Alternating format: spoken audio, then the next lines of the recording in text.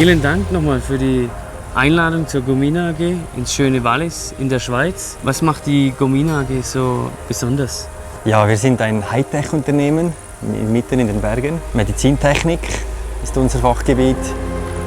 Wir stellen Instrumente her, chirurgische Instrumente für die Knochenchirurgie, auch Meißel, Handgriff. Und wir sind eigentlich 100% Swiss-made.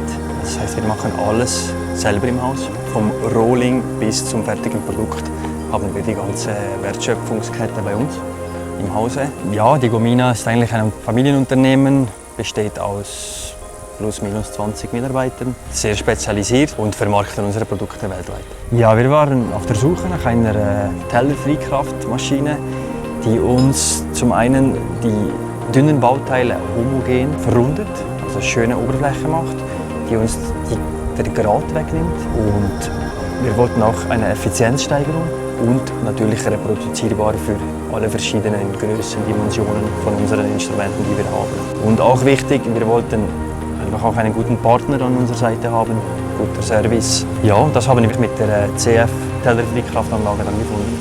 Vielen Dank dir nochmal, Matthias, dass wir da sein durften und du uns nochmal einen schönen Einblick in eure neuen Prozesse gegeben hast und auf eine weitere gute Zusammenarbeit mit euch. Danke dir, hast du den beschwerten Weg auf dich genommen, hier in die Berge zu reisen und auf eine gute Zusammenarbeit. Ja.